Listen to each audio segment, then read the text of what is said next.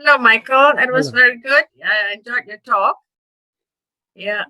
You see, this first thought is not like every other thought that we have during our, day-to-day lives. The very, very first thought upon waking up, that split second, that's the one I was asking about. When it comes, when we wake up in the mornings from sleep, is that the ego or is it the self? I would think it's the ego, but I just thought I wanted your input in it. It is ego. That is, as you say, it is unlike all other thoughts, because all other thoughts are jada. They are not aware of their own existence or of the existence of anything else. The one thought that is endowed with consciousness is ego. Why? Because ego is what is called chit jada granti. That is, it is a conflation, a mixture of pure awareness and adjuncts. It is not pure awareness, because pure awareness is never aware of anything other than itself. But it is a conflated mixture of the two. That is in Chit Jada Granti, the Chit portion is Satchit, the pure awareness I am. The Jada portion is this body, which is just an adjunct. That which is aware of itself as I am this body, that is ego. And the two defining characteristics of ego are, firstly, as ego, we are always aware of ourselves as I am this body.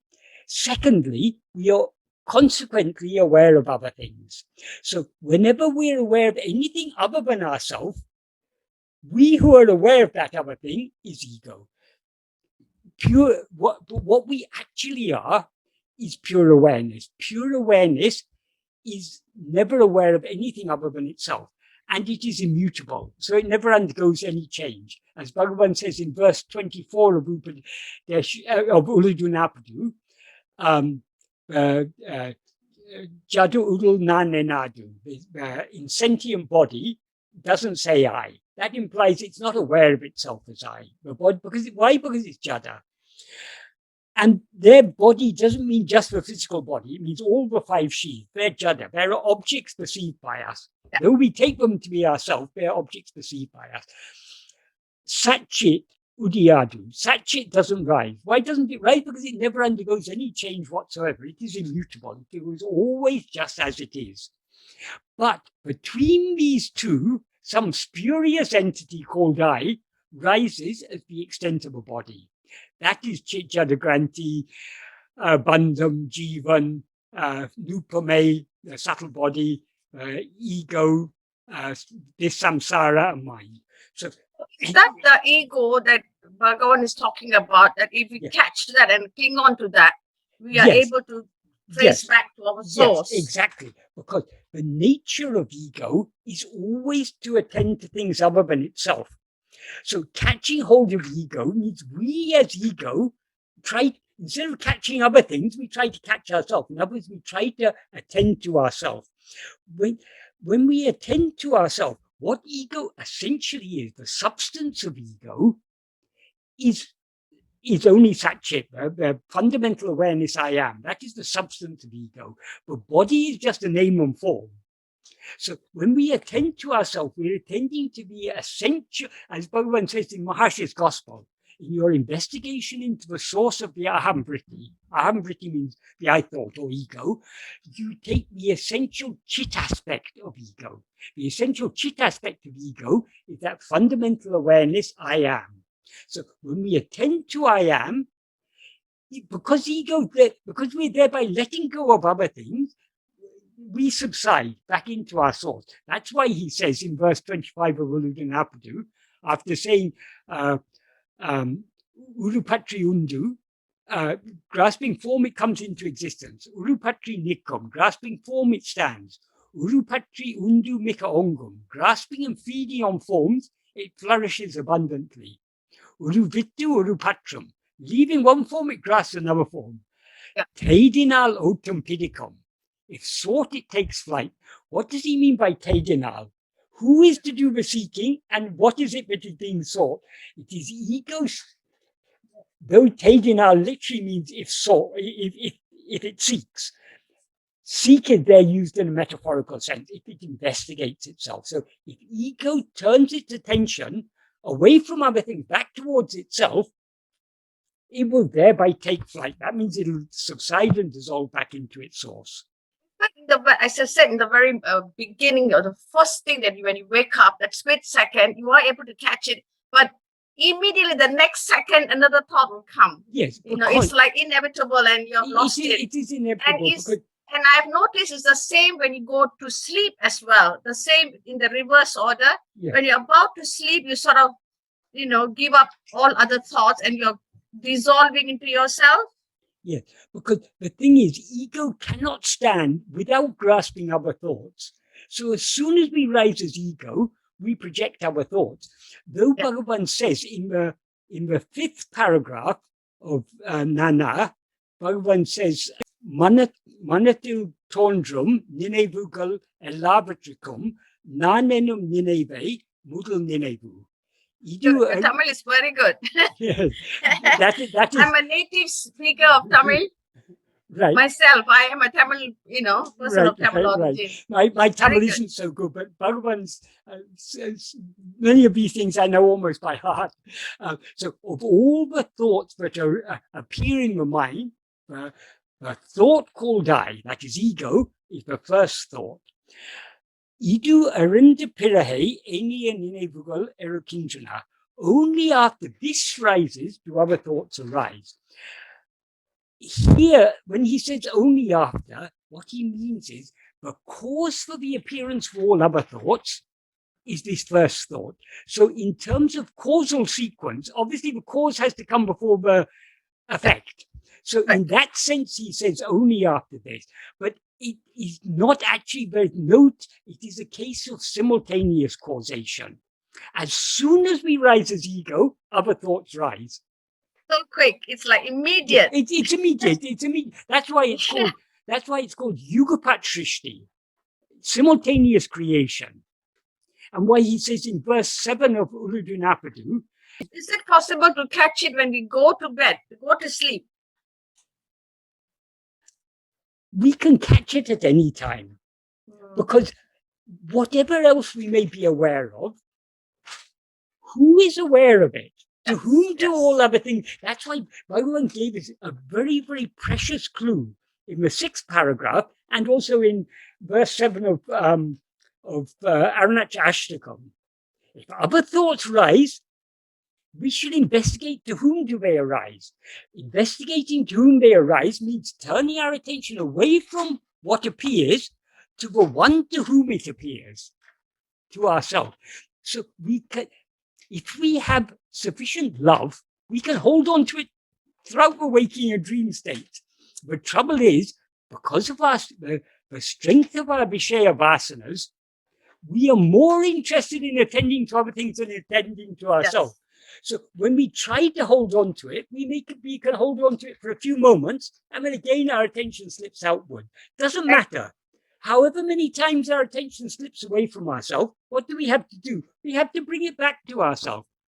It's so that what Bhagavan has taught us is so simple. Both the philosophy and the practice, which are one of it, that is, Bhagavan's philosophy is all directed at the practice, but both are extremely simple. What could be simpler? For example, in verse 26 of Uḷḷadu Nāṛpadu, Bhagavan says, Ahande undayan anatum undahum. If ego comes into existence, everything comes into existence. Ahande indrel indru anatum. If ego doesn't exist, everything doesn't exist. Ahande yabamam. That is, all these things that we see, they are nothing other than ourselves. We are seeing ourselves as all these things. But so long as we are seeing these other things, we are not seeing ourselves as we are. So we as ego need to turn our attention away from other things back towards ourselves. And he concludes that verse 26 by saying, Adalal yadu idu endru nadale uvadal yavam. Therefore, know that investigating what this ego is giving up everything. So unless until and unless we are willing to give up everything, we will not be willing to hold on to. We will hold on for a few moments, and then we find this is a very dangerous pastime. So we quickly try to hold on to something else. Why do we hold on to other things? For our very survival. Because ego cannot survive without holding other things. So I think somebody else has a question. Hans Hanuman. Yes, but this is Thank you.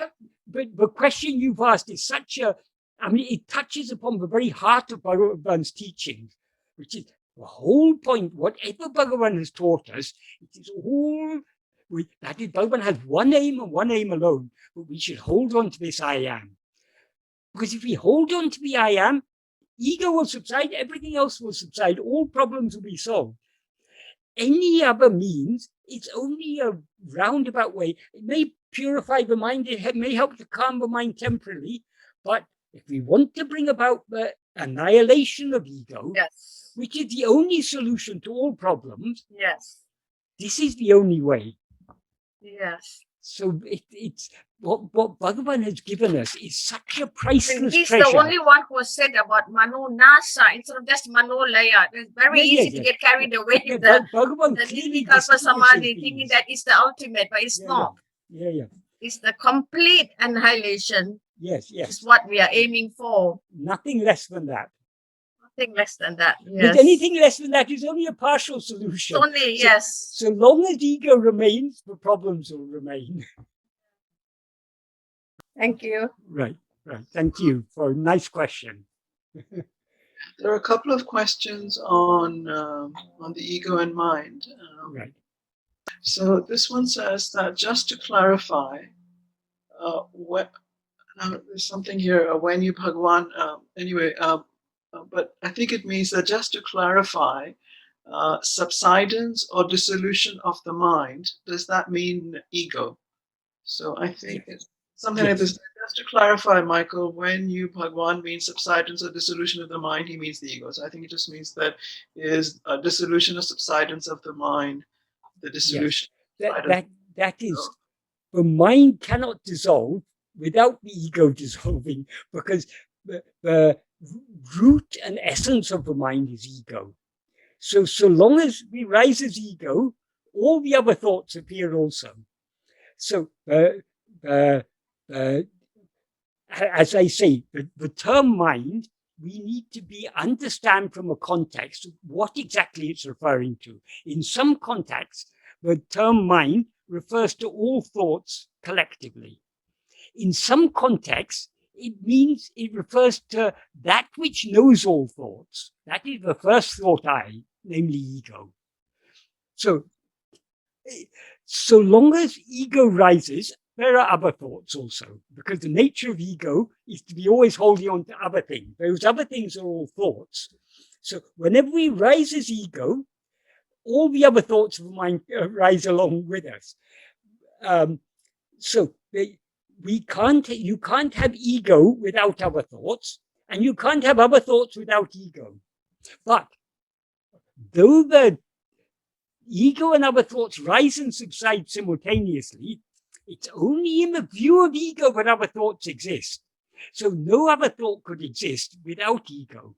So what Bhagavan refers to as Mano Nasa, destruction of the mind, means destruction of ego. And what is sometimes called manolaya, in other words, any temporary dissolution of the mind, whether in sleep or in nirvikalpa samadhi or in coma or in anesthesia or in death or whatever it may be,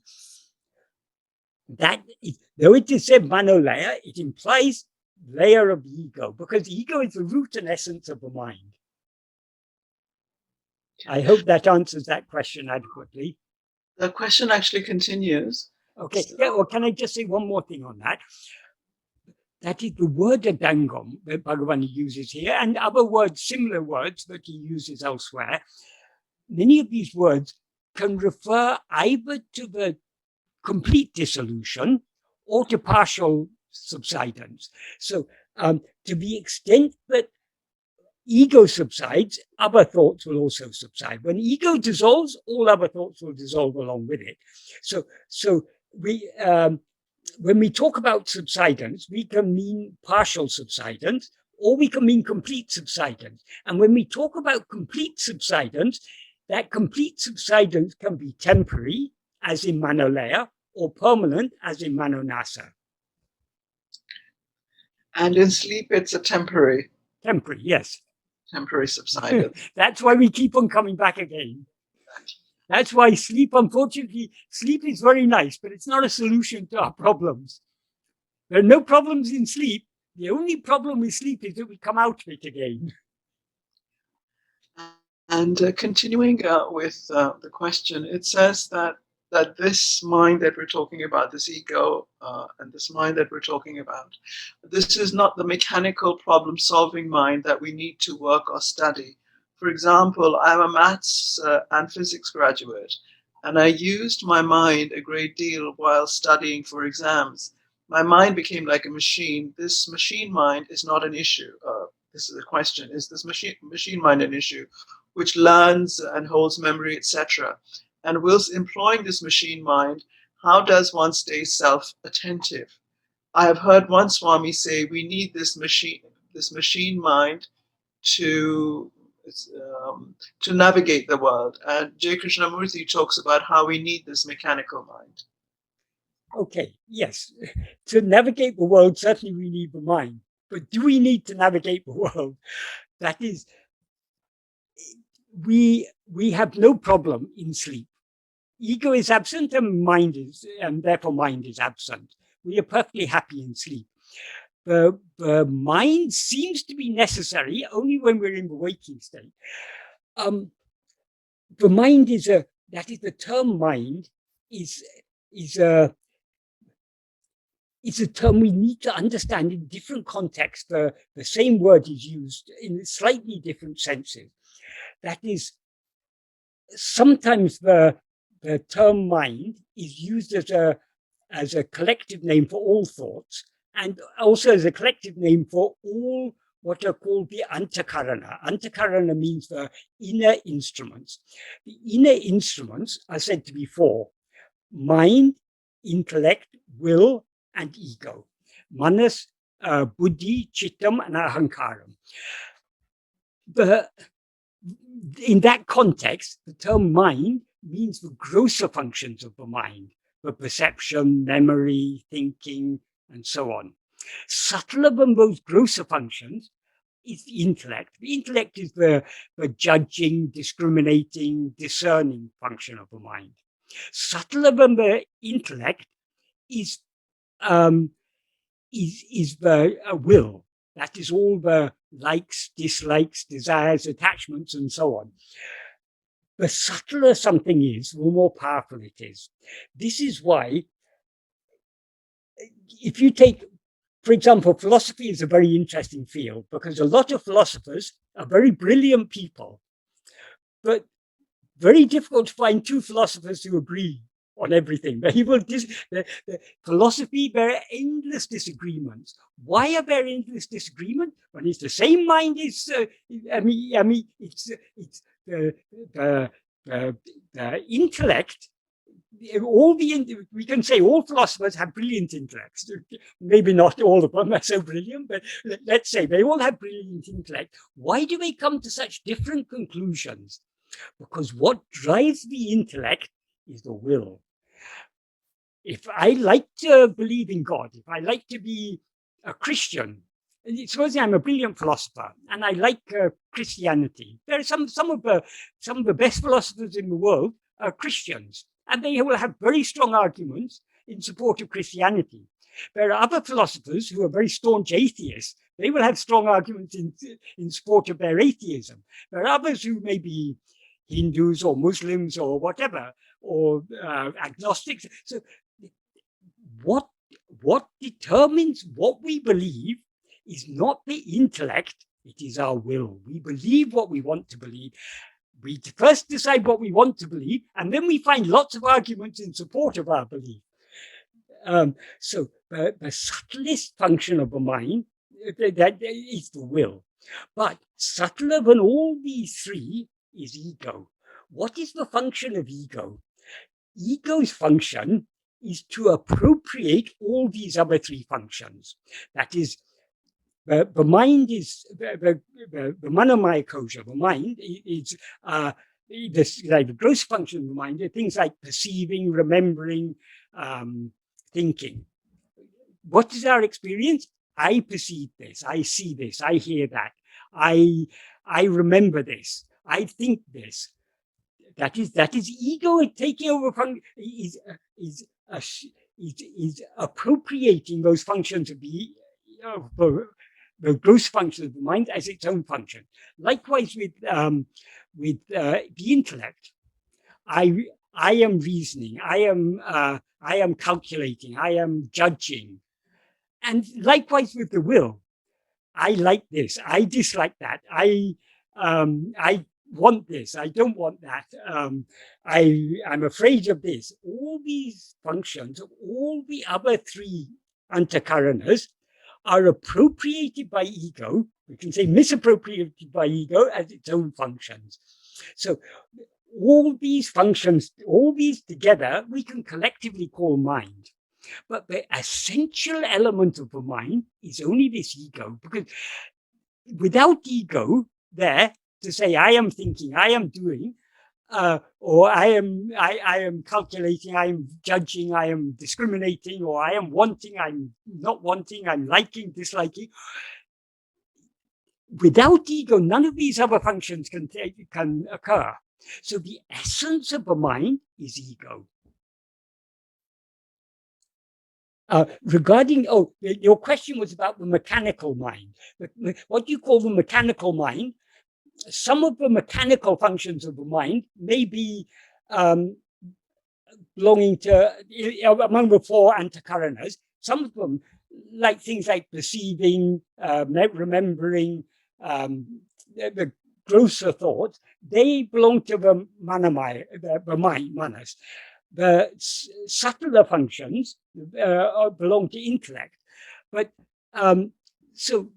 so long as our attention is going outwards, we seem to be a person. And as a person, yes, we need our mind, our intellect to navigate in this world. How could we live without a mind? We need that every moment we're judging. If someone puts a plate of food before us, we judge. Oh, this is good food. This is going to nourish me, so I will eat it. We need to do so many things. We need to.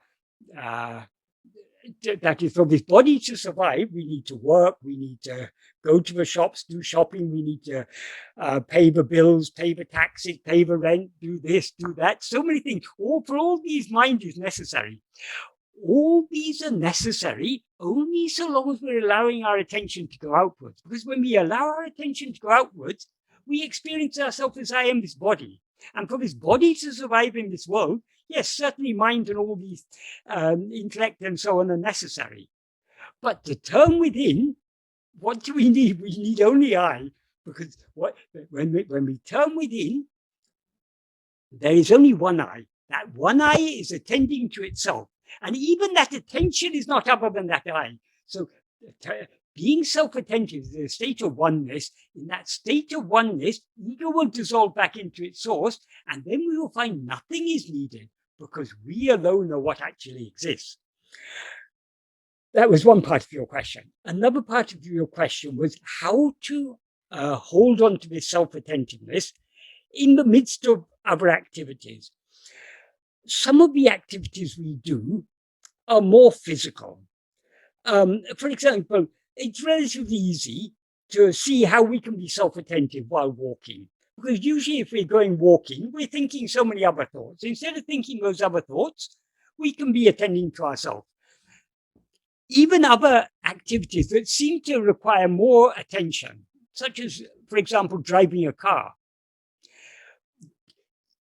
Though driving a car seems to be an activity that requires a lot of attention, in actual practice, once one has got used to driving a car, it becomes almost second nature to one. So a person driving a car is actually paying minimal attention to what they are, to the driving of the car. They're responding appropriately, When the lights are red, they stop. But in the back of their mind, so many other thoughts will be going on. They'll be thinking about the problems in the office, the problems at home, this problem, that problem, how to pay the bills, this, that. So many ideas, so many things will be going, ideas will be going around my mind. Or they may be thinking some philosophy, they may be thinking about Bhagavan teachings or whatever. But so many thoughts about things other than the immediate activity are going on. Even in those activities that require more, seem to require more attention, the more intellectual functions. For example, if you're teaching maths or physics or something, you need to have quite a lot of attention on that activity. So it seems to us that these activities, how can we be attending to ourselves even in the midst of these activities? It is possible. Why? Because whatever else we may be aware of, we are always aware of I am. But generally, because of our interest in other things, we overlook I am and we attend to other things. That doesn't mean we cease to be aware I am. We are always aware I am. We just overlook the fact. So it is possible, even in the midst of other activities, to be self-attentive. One analogy that I often give in this context, when because people are, it's a bit difficult for many people to grasp. How is it possible when you're doing other work that involves the mind? How can you be self-attentive at that time? So for that, I give a simple analogy. Supposing a friend of yours, a very dear friend of yours, is in hospital with COVID. They're in intensive care. The doctors cannot say whether they're going to pull through or not. So you have so much love and care and concern for your friend. Do you stop thinking about your friend when you go to work? No, even in the midst of whatever work you may be doing, the memory of your friend, it's there in the back of your mind all the time. You keep on remembering the happy days you had together. You think whether we'll be able to spend those happy times again together. You think about your friend's husband or wife, their children, and what will happen to them. So many, you have so many concerns about your friend because of your interest in your friend, because of your concern for your friend. There'll be so many thoughts about your friend will be going through your mind, even though it won't be stopping you doing your work, but that your work won't be stopping that concern for your friend. So those thoughts about your friend will be always there in the back of your mind, or they'll be coming and going, even in the midst of other activities. If we had so much interest in knowing ourselves as we have love for our friends or our relatives or whatever, we will be self-attentive even in the midst of other activities. Maybe not deeply self-attentive, but at least partially self-attentive. It's possible to be partially self-attentive. And even deeper than that, according to Bhagavan, whatever is to happen in our life, whatever we are to experience, is already predetermined. Those actions that are necessary for our body, speech, and mind to do, in order for us to experience what we are destined to experience, they will be made to do. Since that is the case, no activity actually requires our attention. It may be difficult for us to grasp this now, but if we go deeper in this practice, we will find that the more we cling to I, the more all other activities will automatically go on. Anywhere they're going, those things that we are destined to do, we will be made to do. So they are anyway going to happen. Our body, speech, and mind will do whatever they have to do. But because our interest is in attending to ourselves, we will not be concerned about them. We need not even notice them. Let the body, speech, and mind do whatever they're required to do according to destiny. Why? Because as Bhagavan says in the first sentence of the note he wrote to his mother, according to the destiny of each one, he who is for that, being there, that means being in each place or being in the heart of each of them, will make them act. He who is for that means God or Guru. So he is going to make your body, leave it to him to make the body, speech, and mind do whatever they're destined to do, because he's anyway going to make them do whatever they're destined to do. So we need not be concerned about this. But in order, obviously, this seems impractical to us at this stage of our practice, because we still have strong Vishaya Vasana. Our mind has strong inclination to go outwards. But if we go deeper in this practice, we will find more and more that the practice can be going on in the background, even when, from the perspective of others, we're engaged in, our body, speech, and mind are engaged in activities. See, Bhagavan, of course, Bhagavan is exceptional because he's attained that state. But Bhagavan, in our view, Bhagavan lived for 54 years in Tiruvannamalai. The first few years, he would mostly seem to be absorbed in a samadhi-like state and oblivious to the body. But later on, he seemed to be functioning just like anyone else. He was doing activities. He was helping to cook and to cut vegetables and things. He was going around the hill. He was... when people came and asked questions, he would answer questions. He would write poetry. He would. He was engaged in all sorts of things. So, in our view, there's a person with a body and mind and speech, and all are active.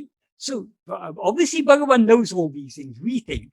But according to Bhagavan, all the activities of his body, speech, and mind exist only in our view, because in his view, there is no body or speech or mind. There is only pure awareness. There's only that fundamental awareness, I am. So it's only in our view that he is active. So that is the state of the jnani. But the same applies for a sadhaka, that the deeper we go in this practice, the more we turn our attention within and hold on to that self-attentiveness, the more all these activities of body, speech, and mind will go on without our interference, that is, without our attention to them. It is possible. But in order to verify that claim, we need to persevere in this practice. The deeper we go in this practice, the more clear it will become that this is perfectly possible. So I hope that answers that question. The key to all these things is persevering in the practice. If we persevere in the practice, okay, if you don't feel you're able to practice self-investigation when you're doing your work, doesn't matter. At least at other times, when your mind isn't so busily engaged in other things, at least at those other times you start. And slowly, you will find self-attentiveness will be taking over more and more of your life. And you'll find even in the midst of other activities, there are moments here and there when you can be at least partially self-attentive. There's another question, which is, according to the doctrine, both the body and the world are mental creations. So it seems that they exist only as long as they are perceived by the ego, which is the root and core of the mind, and therefore they do not exist when the mind subsides in sleep. This means that our body is a delicate instrument for sensing the surrounding relative world while we are awake. Why do we all see ourselves with different bodies, that is, different instruments, and who writes us our life karmic scenario? Right, okay. Yes, absolutely. This is Bhagavan's teaching, but the body and world exist only in the view of ego. So when we don't, exactly like in a dream, we all understand this about a dream. We don't suppose that there's a dream world that was existing before we started dreaming, and we went to that, visited that dream world, and that after we woke up, the dream world remains there. We know very well whatever we experienced in a dream had absolutely no existence except in our mind. It seemed to exist only in our mind. According to Bhagavan, our present state is just a dream. So whatever we experience in this dream has no existence independent of us. It exists only in our mind. In other words, we are seeing ourselves as all this world. Regarding what you said, the karmic scenario, that is how this works. according to Bhagavan. When we rise as ego, by rising as ego, we are limiting ourselves to the extent of this body. Our real nature is infinite. So it's infinite existence, Sat, infinite awareness, Chit, and infinite happiness, Ananda. That is our real nature. But when we rise as ego and limit ourselves to the extent of a body, we then seem to be a finite creature. As a finite creature, how can we experience infinite happiness? Obviously, we can't. If we are finite, whatever we experience will only be finite. So we experience a mixture of pleasure and pain. Because we find, and because we experience ourselves as a body, we seem to be dependent on other things. That is, in order to live as this body, we need food, we need water, we need air to breathe. So we are dependent on so many things. If someone pushes our head underwater and we thereby deprived of air, how desperate we will be to get a breath of air. So why? Because we take this body to be ourselves. And for this body to survive, air is necessary. So we feel, if I don't get air the next moment, I'm going to die. Because we take ourselves to be this body. So as this body, we are dependent on so many other things. So we have likes and dislikes. We like to have sufficient food, sufficient clothing, sufficient shelter, sufficient air, clean water, all these things. But we are not satisfied with these. We want more than this because, okay, today I've got food, clothing, and shelter, but will I have tomorrow? So in order to ensure that I have tomorrow and the next day and the next day, I need to build up my bank balance. I need to have more security. I shouldn't be a tenant. I should be a house owner. Then I have a right over the house. If I'm a tenant, sooner or later the landlord is going to kick me out. And if I can't afford to pay the rent, then I'm on the street. So I'm just saying these as examples. We seem to need so many things because we take ourselves to be the body. So this is why how we have likes and dislikes. We like the things that seem to contribute to our survival and comfort in this body, and we dislike the things that don't contribute to it. And we are not only experience ourselves as this body, we also, that the body means it's a whole bundle. Body, life, mind, intellect, and will. So we have so many interests. We may, for example, be interested in football. We identify with a particular team. So it's very important to us that our team should win. So because we identify with a team, we are happy if our team wins, and we are unhappy if our team loses. So in this way, our needs and the things on which we depend for our happiness, they multiply and multiply and multiply. So this is the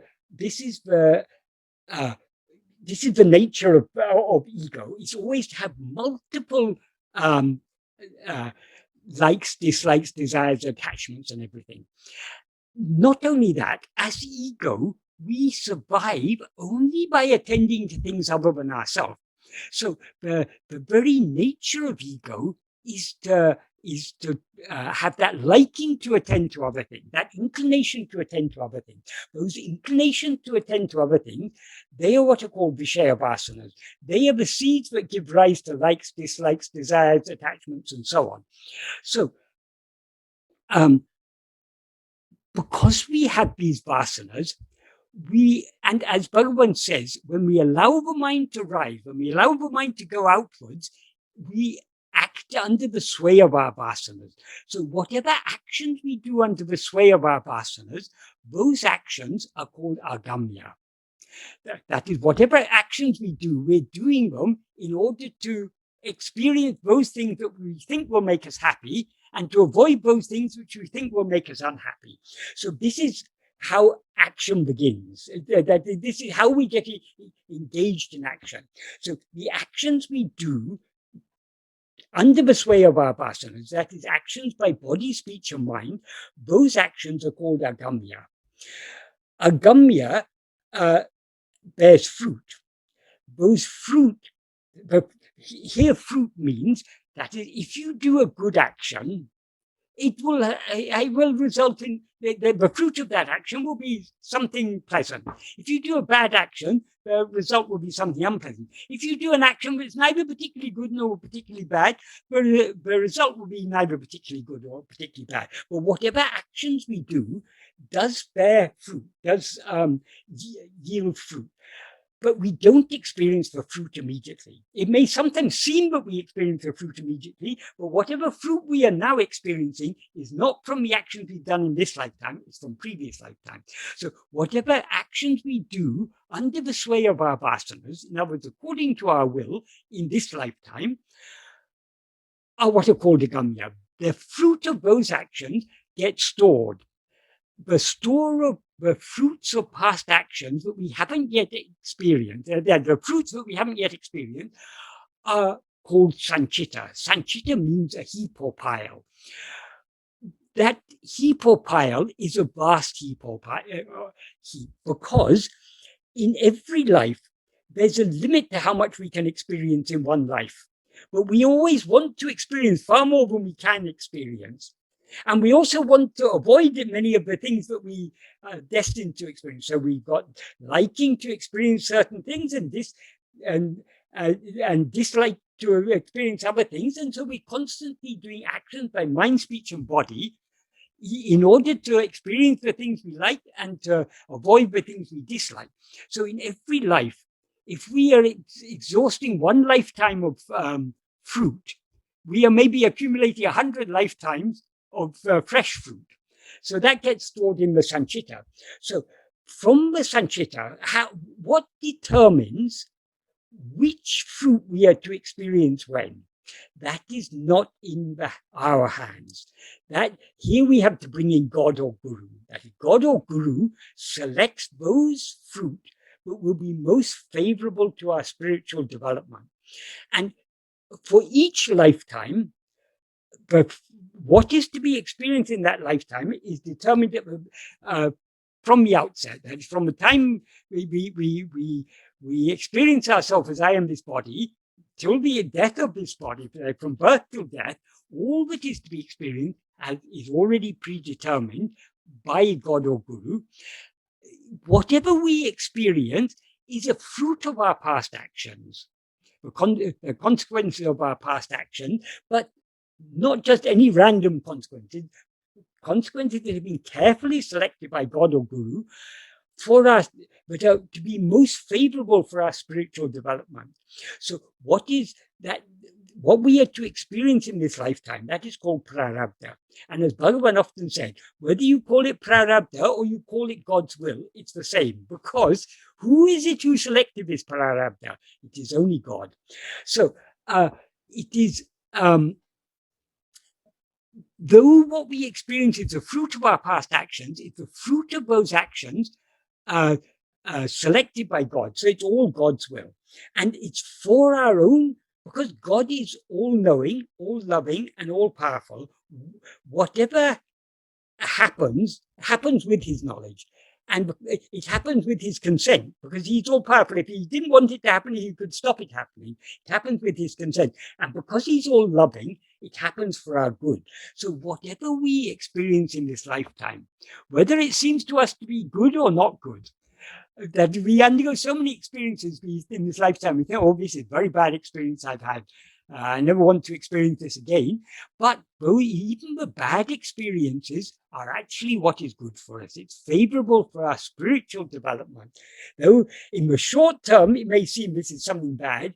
If we could view things if we could have a God's eye view of things, we would know whatever we experience is good. So all karma begins from what? Karma begins with the rising of ego. From ego has Vishaya vasanas.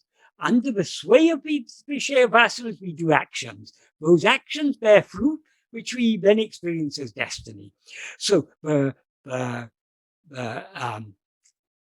what drives this cycle of karma, repeated birth, one after another, is ego and its vasanas.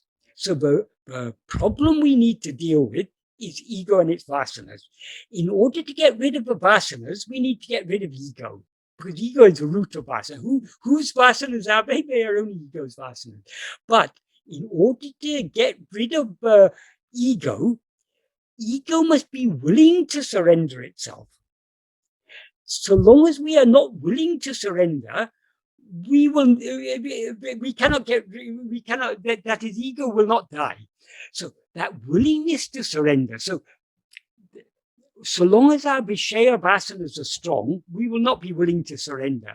So in order to annihilate this ego, though we cannot destroy the vasanas entirely without destroying ego, in order to destroy ego, we need to reduce the strength of the Vishaya vasanas to a considerable extent. The most effective means to reduce the strength of our Vishaya vasanas is this practice of self-investigation and self-surrender taught by Bhagavan. Why? Because Vishaya vasanas are our inclination to attend to anything else. If instead of following those inclinations, we attend to ourselves, we are thereby weakening those inclinations and strengthening the inclination to attend to ourselves, which is called sattvasana. So the stronger our sattvasana becomes, the weaker other vasanas will become, and therefore the more willing we will be to surrender ourselves. And there can be no self-investigation without surrender, because when we turn our attention towards ourselves, we are thereby bringing about the subsidence of ego. That subsidence of ego is surrender. So though Bhagavan spoke about self-investigation and self-surrender, sometimes he spoke about them as if they were two separate paths. He made it clear they're actually one and the same path. I hope that adequately answers that question. Yeah, I think that should be. Yeah. Just a quick query, Michael. Is it, this is to do with this question, do we really need to have this idea of a god or a deity who is actually siphoning these karmas and putting them together? You know, it's this Indian notion of a potter who does all this work. Yeah. And it's almost like a functional thing which is done. And of course, Well, the Jains don't like it because they think it's, just putting in one more sort of a reified category, and it just prevents you from getting to whatever else. This is the first verse of Upadēśa Undiyār. Bhagavan says,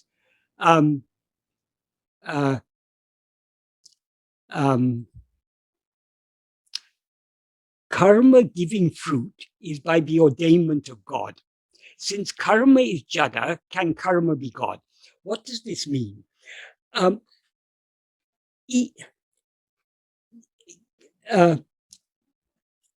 is jada, so karma cannot decide which fruit is to be experienced when. Ego, if ego was given its way, it would only want to experience the good fruit. So, and ego obviously has no control over. That is what we are to experience in this lifetime. This is the fruit of actions from our past lifetime. But we have no say in determining. We as ego have no say in determining. So this entity called God is brought into this picture. That is necessary according to Bhagavan. But what is this entity called God? It is nothing other than ourself. Our own real nature is what appears as God. That is because we are the infinite whole, but we have limited ourselves to the extent of a body. So we, the infinite, have seemingly become finite. So we see our own infinite self as if it were something other than ourselves. And our real nature doesn't do anything. So how can it be said that it's our real nature? It's not our real nature, but is ordaining prarabdha. So we say it's God. God seems to be a doer, but it's only in our view that God is a doer. But how does God select the fruit? not by scratching his head and think, now which fruit shall I give to this person in this life. He does it, as Bhagavan explains in the 15th paragraph of Nāṉ Ār, by the mere special nature of his presence. That is, the very being of God is love.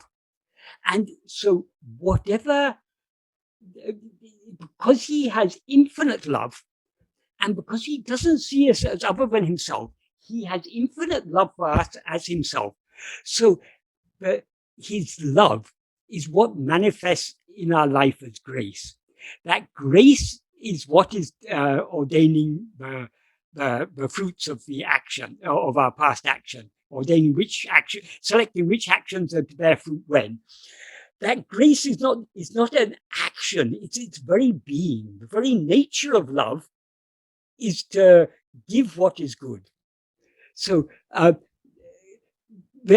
God is necessary, but God is something way beyond anything we can conceive. We've got some general idea, oh, God is all-knowing, all-loving, all-powerful, but these are all our understanding of God.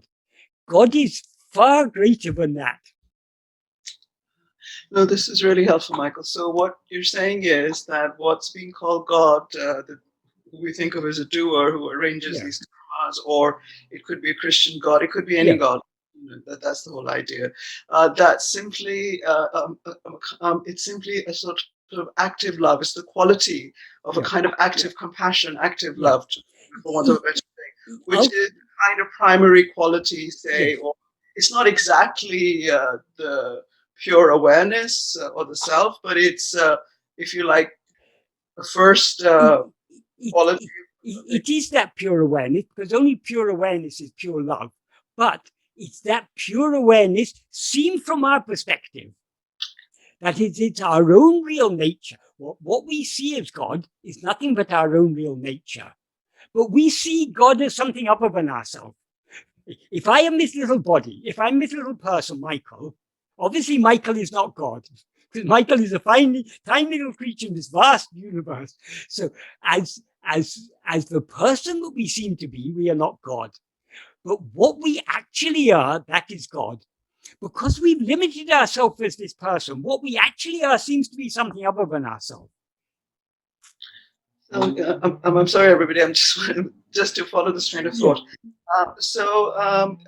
If, for example, our actions are driven by this kind of increasingly by the sort of pure love or great compassion, the boundless sort of love and compassion, it will simply then merge into that quality of compassion, which kind of looks after everything and really into pure awareness itself. That is, our real nature, we can say, is pure being. It's pure awareness. It's pure happiness. It's pure love. We can say some other things, but these are four basic things which we cannot deny. It's pure and infinite. So since that is our aim, the only way to reach that is, the only way to reach love is by love. The only way to reach being is by being. The only way to reach pure awareness is by pure awareness. The only way to reach happiness is by happiness. So our own real nature is both our goal and the path by which we attain that goal. So by turning our attention back on ourselves, that is pure awareness, is awareness that is aware of nothing other than itself. So by attending only to ourselves, we are merging back into pure awareness. By merging back into pure awareness, we are thereby subsiding. So this self-attentiveness is not only coming close to pure awareness, it's also coming close to pure being. Because when ego subsides, activity subsides along with it. In the absence of all activity, what remains? Only being. And because the nature of pure awareness and pure happiness, and pure being and pure awareness is pure happiness, the more we come close to that, the more we experience happiness, contentment, peace. So we are coming close to the pure happiness. And the key to all these things is love. If we have no love for this, we won't follow this path. If we are more interested in enjoying the pleasures of the world, our mind will be going outwards. We won't be at all concerned about this. So the very nature of the path, Bhagavan said, if the nature of the path was something other than the goal, it could not lead to that goal. So since our goal is pure being, pure awareness, pure happiness, and pure love, the nature of the path we are following, this path of self-investigation and self-surrender, it is of the nature of being. It is of the nature of just being aware of nothing other than ourselves, and that with pure awareness. It is of the nature of being happy, being content with whatever may be. That on the path of surrender, you have to, even the most unpleasant situations, you have to accept joyfully, because this is the sweet will of God. So it's also the path of happiness. It's also the path of love, because without love, we would never surrender ourselves. Thank you, Michael. And all those four things, which are actually not four, but one, they're four ways of describing the same thing. They are what we see as God, who seems to be other than ourselves, so long as we are limited as this person. So the answer to your question is yes, according to Bhagavan, God is essential. That the karma theory can make sense only if you have a concept of God. But that God, so long as we're limited, God seems to be other than ourselves. He's actually nothing other than our own real nature. Thank you, Michael. And so the question is ego and mind the same? And if yes, then why use the word ego? I think you've answered this question, Michael. Yes, but I'll just say that is, ego has a very precise meaning. Ego is the subject, that which is aware of all other things. So ego has a very precise meaning. The term mind is often used to refer to ego, but the same term mind is also used to refer to other thoughts. So in its broadest sense, the term mind means all thoughts, of which the first thought is ego, the thought called I, because all other thoughts are objects. The first thought, I, is the subject. So no objects could appear without the subject. So that which is aware of all other thoughts, that is ego. So often we talk of the mind as the subject, as that which is aware of it. We also talk of the mind as if it's all the other things. So the term mind is a very useful term, but we need to be very careful to recognize that the same word is used in different sense in different contexts. So, like most words in any language, they are context sensitive. That is, of course, the same word has slightly different meaning in different contexts. So mind is one such word. Sometimes we talk about mind when referring only to the grosser functions of the mind. We're perceiving, we distinguish mind from intellect and will and ego in some contexts. In other contexts, the term mind is used to refer to ego. So we have to understand from the context the sense in which the term mind is used. The word ego, as I say, it has a very precise meaning. Ego is not any other thought. It's that which is aware of all other thoughts. It is the subject. And there is only one subject. Ego is not an object, but the nature of ego is to identify itself with objects. So as ego, we're aware of ourselves as I am this person. This person means a collection of body, life, mind, intellect, and will. This bundle of 5 sheaves I experience as myself. But all these 5 sheaves are actually objects perceived by me. So I, the subject, am identifying these objects as myself. But these objects are not myself. That is, the subject is always distinct. The perceiver is always distinct from what is perceived. I hope that helps a little to clarify that. I think that does, yeah. This was a question which was emailed to you, and I'm sorry that it's had to come later on. Okay. But it was just the order in which we were doing it today. So the question is, firstly, about the simplicity of Bhagavan, both outwardly and inwardly. Outwardly, we have seen the photos of him with his simple kamandalam and walking stick, and heard stories of how he picked up 3 grains of rice that had fallen on the floor. And inwardly, he was simple because he abides just as pure and simple I am. Could you please talk about this, how we can learn from this, and how we should try to imbibe in every and how we should try to imbibe this, I suppose, in every aspect of our own lives? And the second question, shall I answer that first, and then what is the simplest of all states? A state of perfect oneness is simplicity. As soon as you've got 2, you've got complications. So the state of Advaita, of no two-ness, of one without a second, ekameva advitiyam, that is what is real, is only one without a second. That is the state of absolute simplicity.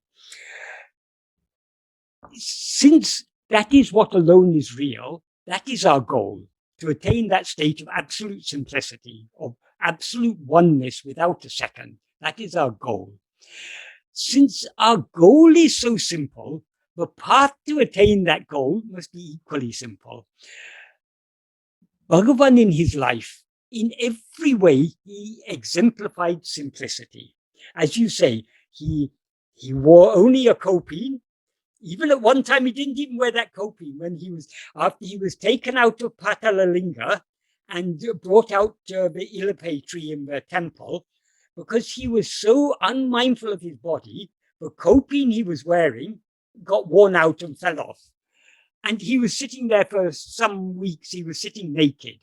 But then the Deepam festival was coming, so some devotees came to him and said, Swami, the Deepam festival is coming. People will be coming from all over South India, and priests will also come from many other districts.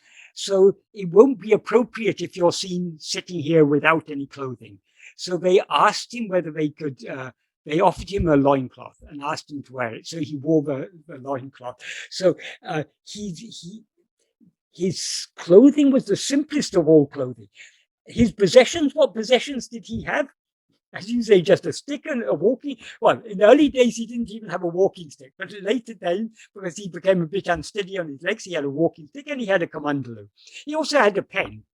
And he was quite satisfied with his old leaky pen. People brought him very costly, the best pens available. But he said, no, I'm quite satisfied. My old pen writes perfectly well. I don't need anything else. So Bhagavan exemplified absolute simplicity in his life. You say about 3 grains of rice. I read somewhere or heard somewhere, but once Bhagavan was walking on the path outside the dining hall, he saw a mustard seed between the cracks in the cobblestones or whatever. So he bent down, he picked up that mustard seed, he went to the kitchen, opened the appropriate tin where the mustard seeds are kept, and put that mustard seed in there. So he exemplified a great simplicity in material life, which is a good lesson for us, because nowadays we've got our needs seem to be multiplying nowadays. Many of us are now not so young, that we're in the second half of our life at least. So when we were children, we had no mobile phones, we had no computers. Even for much of our adult life, many of us had no such technology. But now, computer is essential, mobile phone is essential. So many things that actually are unessential seem to be so essential because of the nature of the world we live in. But it is good to remember the absolute simplicity of Bhagavan, because all these things which seem to us to be so essential, truly speaking, none of these things are essential. That is, the complicated world we live in makes it seem that these things are necessary, but nothing is. Very great simplicity is necessary. Once Kavyaganta said to Bhagavan, Swami, Bhagavan, it seems to me that Kavyaganta was very interested in doing tapas, leading a very austere life in order to gain. He had so many aims and ambitions. He thought he could gain these things by tapas. So part of tapas is leading a very simple life.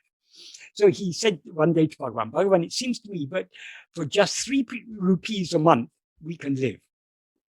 Bhagavan said, we can live even without a body. Why then 3 rupees? So Bhagavan is the simplest of the simple. For Bhagavan, not even a body is necessary. So he exemplified simplicity in his bodily life. He also exemplified simplicity in his teachings. His teachings are actually the simplest of all simple teaching. A lot of Advaita teachings, because Advaita has to cater for people of many different levels of understanding, a lot of Advaita goes into elaborate details of how the world was created and all the different the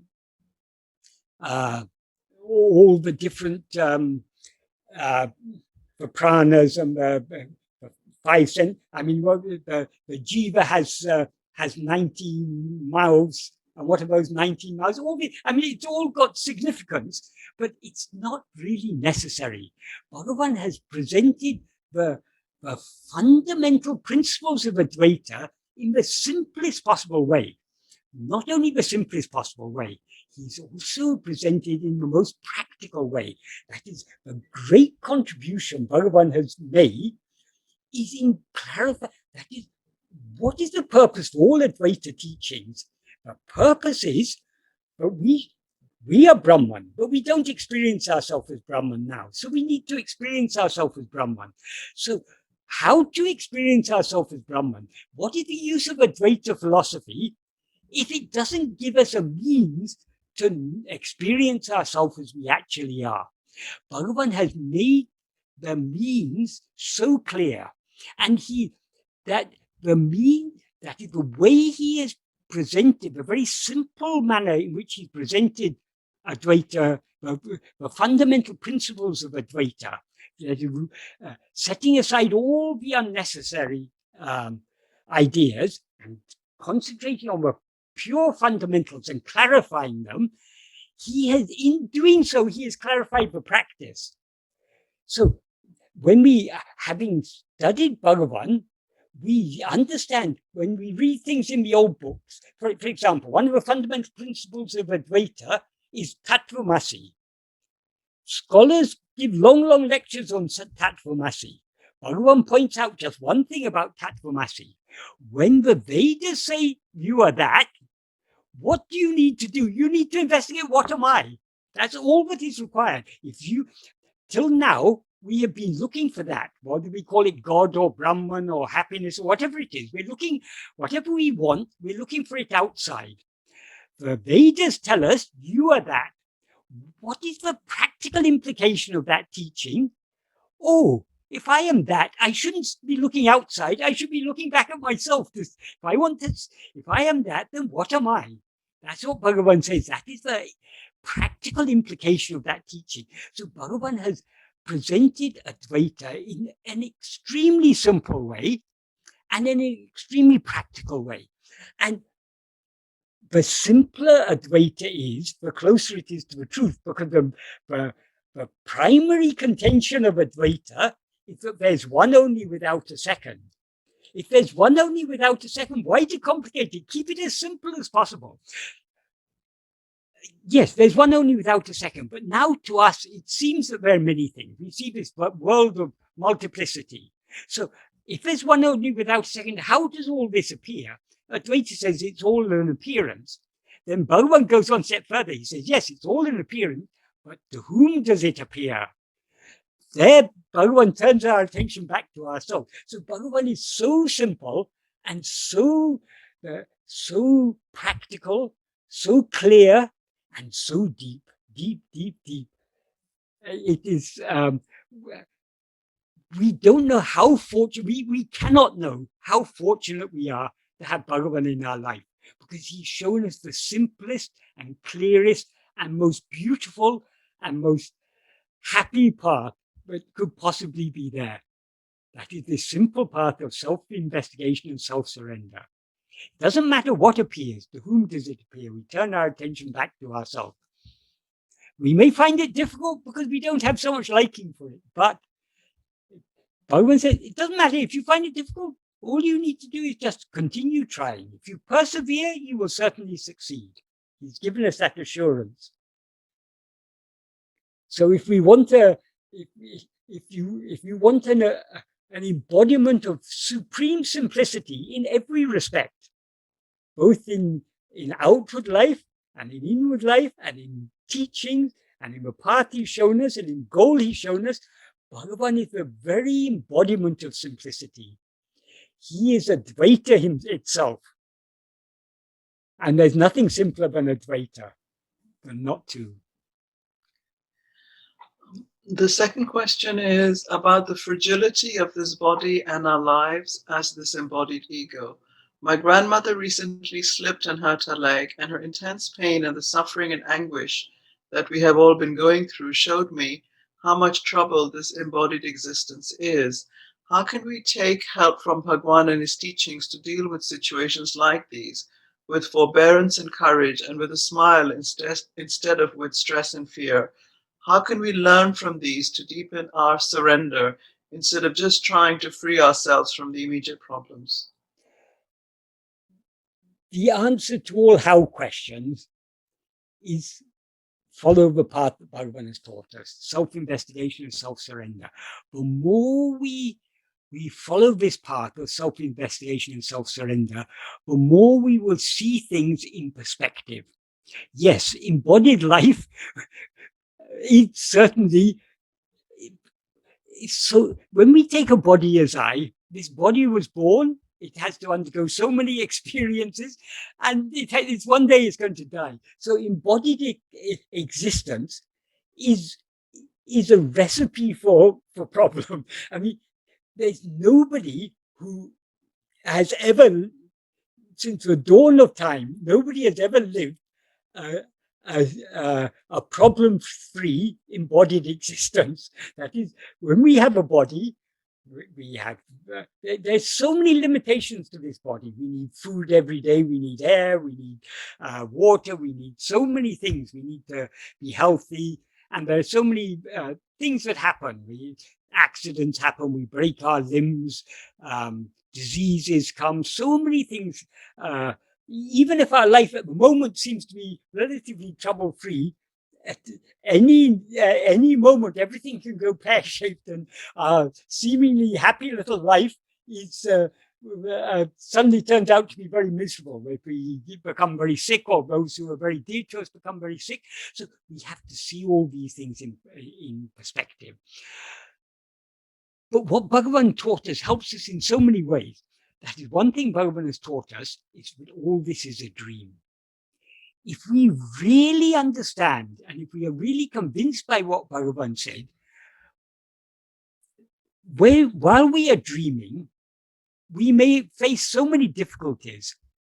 But as soon as we wake up and recognize, oh, that was just a dream, those difficulties become trivial. They no longer matter at all. It doesn't matter whether we were being chased by a monster or whether we were falling over a cliff or whatever it was. It's all irrelevant because none of it was real. So if we are able to hold fast to that idea that Bhagavan has given us, that all this is just a dream, and the dream appears to whom? Only to me. So in order to wake up from this dream, I need to see who I am. That is, in a dream, for example, so long as we're aware of ourselves as this waking person, we are not dreaming. Only when we forget this waking person that we now seem to be, we are able to experience the dream state. Likewise, any dream is possible only when we've forgotten our real nature. So the way to wake up from any dream is to investigate ourselves and know what we actually are. So Bhagavan's teachings help us in so many ways. I mean, the core essence of Bhagavan's teaching is this simple practice of self-investigation and self-surrender.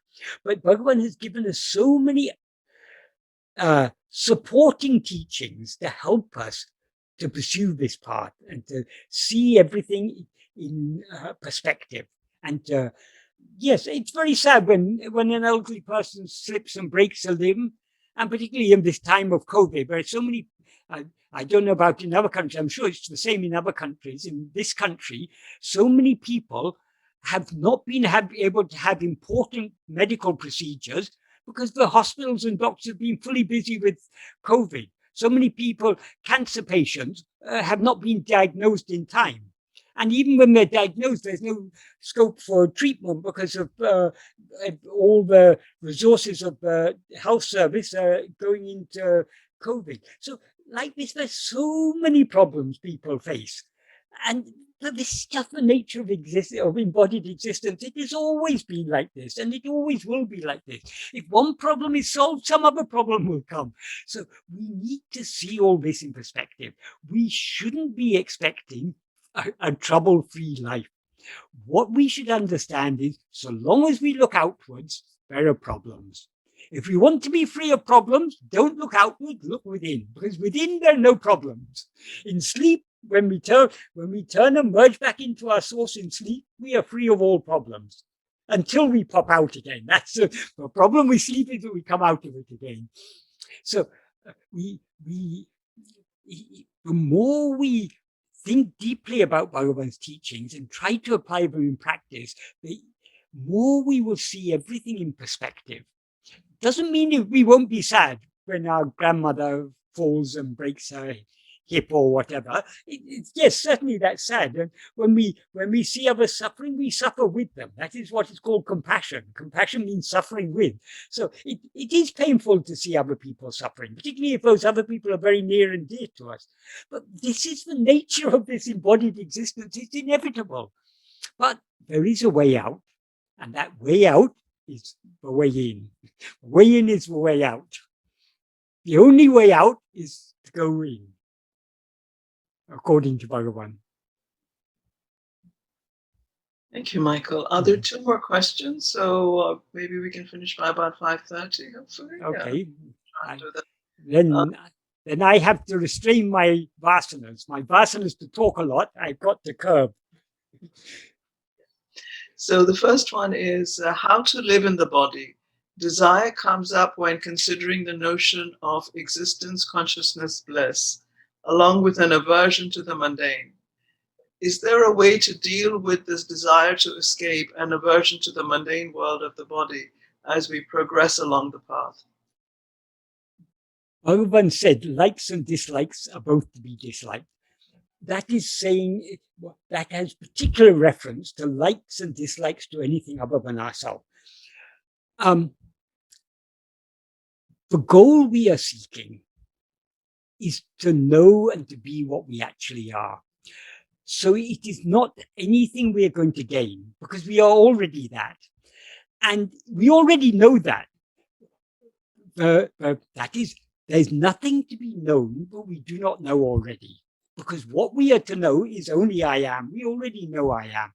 The problem is we don't know just I am. Instead of knowing just I am, we know I am Michael or I am whoever. So our goal is not to gain anything, but to lose everything. What is the root of everything? It is only ego. Our self is ego. It's the root of all this. So in order to know ourselves as we actually are, we must be willing to surrender this ego, because as soon as we know ourselves as we actually are, this ego is destroyed, because ego is nothing but a false awareness of ourselves. So we need to be willing to give up everything if we are to attain what we are to attain. So why I say this is, you say about desire for Satchidananda. If you take Satchidananda or moksha or anything to be something other than yourself, something to be gained, you're looking away from yourself. What we are to gain is only ourself. But in other words, we are to gain what has already been, what is always attained. We're to attain what is ever attained. So there's nothing for us to gain in this. By this spiritual path, this is not a path of acquiring anything. It's a path of giving up everything. As Bhagavan said in verse 26 of Uḷḷadu Nāṛpadu, if ego comes into existence, everything comes into existence. If ego doesn't exist, everything doesn't exist. Ego itself is everything. Therefore, investigating what it is giving up everything. Why is investigating what it is giving up everything?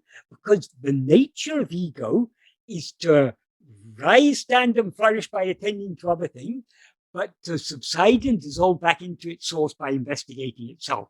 So if we investigate ourselves, ego will thereby subside and dissolve back into its source. And in the absence of ego, nothing else exists. So everything, so this is not a path of acquiring anything. This is a path of surrender, giving up everything. And giving up everything that can be given up. When everything that can be given up is given up, what remains is what alone is real.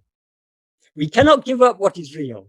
What is real is only I am. So we cannot give up I am, but we can give up the false notion, I am so-and-so, I am such and such a person. How do we give that up? Only by knowing what we actually are. How do we know what we actually are? Only by investigating ourselves and thereby surrendering ourselves. I hope that answers that question. I think so. And I think, and I'm sorry to say there are actually 3 more people. So, so there's a question from Lorraine. Did you want to ask, Lorraine? Yeah. Hello, Michael. Hello. Thank you for being here. Right, one of the things that I was interested in, I've got 3 kinds of questions really. I hope it doesn't take too long. But it says, the prana is called, or said to be, the gross form of mind. And that set me thinking about the elements, because it's air, and air is one of astrology and in Hindu is the mind. And then there's water, and that's emotions. And then there's earth, and I suppose that's sort of Mother Nature's ability to make things grow. And there's fire, which is our passions, really. And then there's the center, which is the void or the divine. So does that relate? I mean, are our elements, our emotions, our thinking, our passion, our bodies, is it a sort of mirror image? There are many ways of explaining things. We can explain, yes, we can talk about the 5 elements, we can draw so many parallels and everything. But though things can be explained in many different ways, and we can give very elaborate explanations, we need to look for explanations that are of practical value for us.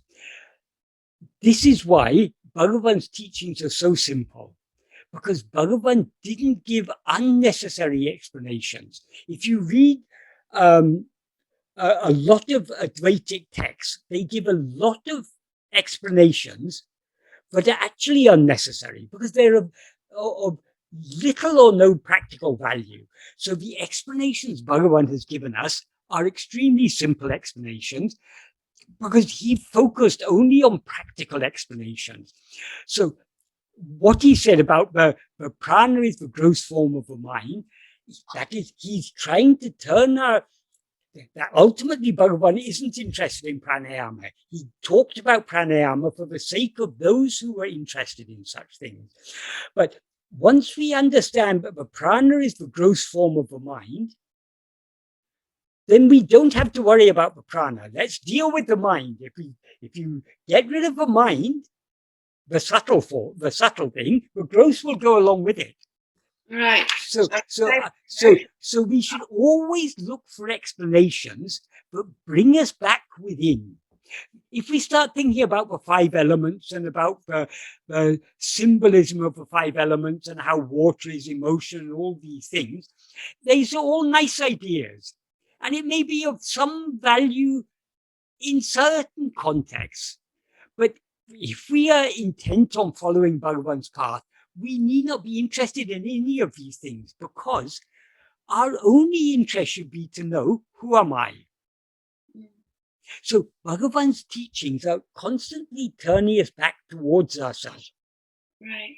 Even this paragraph about pranayama is indirectly what Bhagavan is telling us is pranayama cannot destroy the mind. At best, it can just bring about a temporary subsidence of mind. So don't bother about it.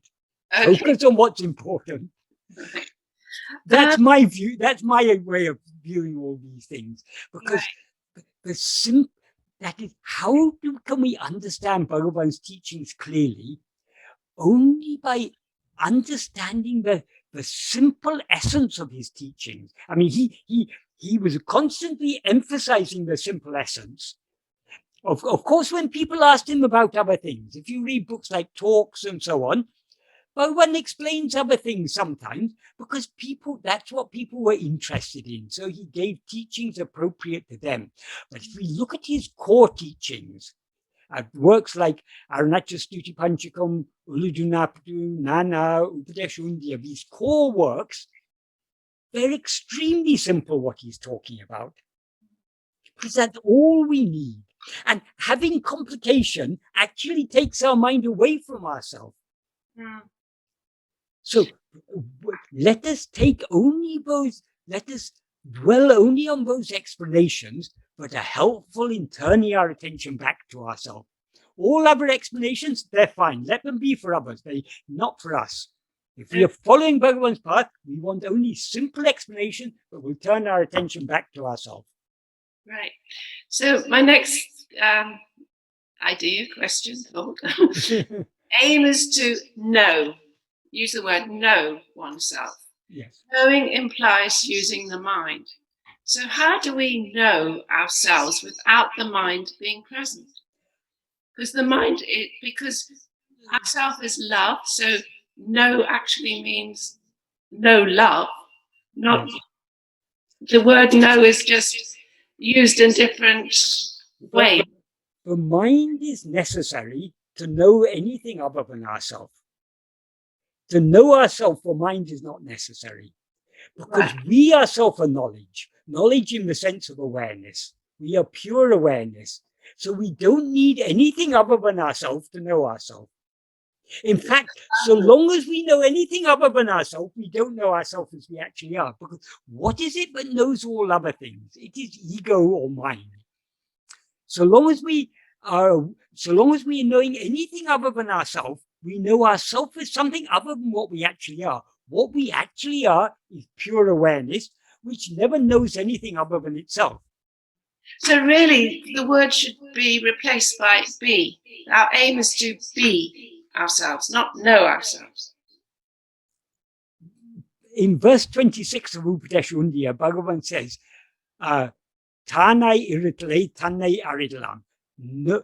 Being oneself alone is knowing oneself.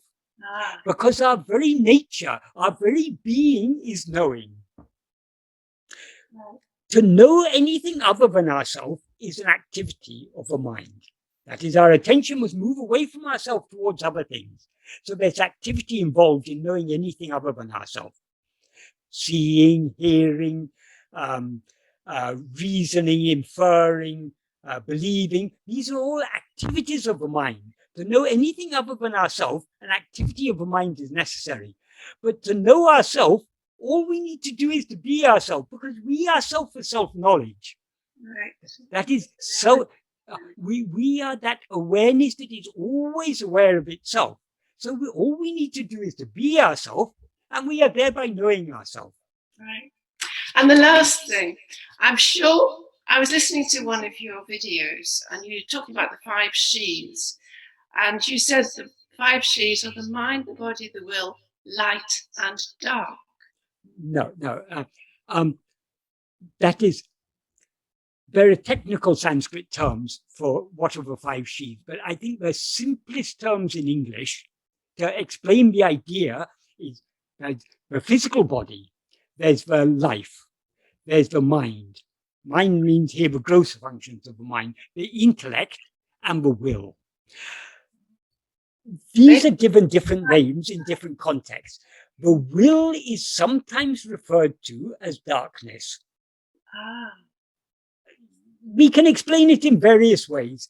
One simple way is desire is darkness. That is, it's our outward-going vasanas that lead our mind out into darkness, away from the light towards the darkness. That's one way we can explain it. How it's usually explained is that the subtlest of the sheaths is said to be what remains in sleep. That is, the idea is the will consists of, in its basic form, it consists of vasanas. Those vasanas are like seeds. So since we come out of sleep, it is generally said, yes, everything remains in sleep in a seed form. So since sleep is a state of seed, from the perspective of, not from the, in sleep we don't say this, oh, this is a state of darkness. From the perspective of the waking or dreaming mind, sleep seems to be darkness.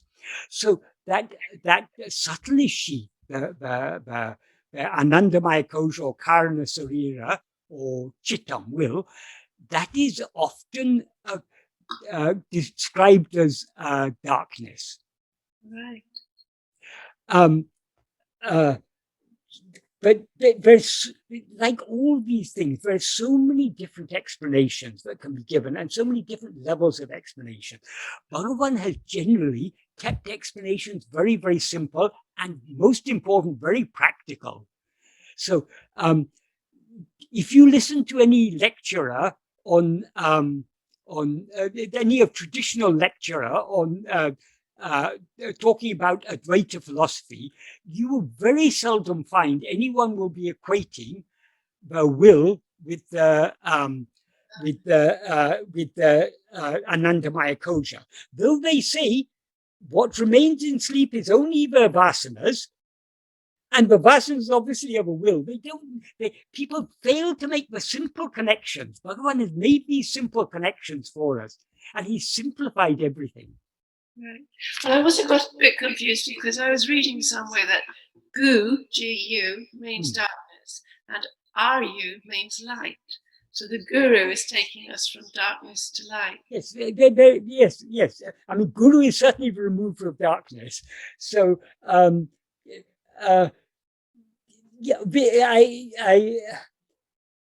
this particular, I know Guru is said to be a remover of darkness. That particular thing about Guru and Ru, I don't think I've heard that before.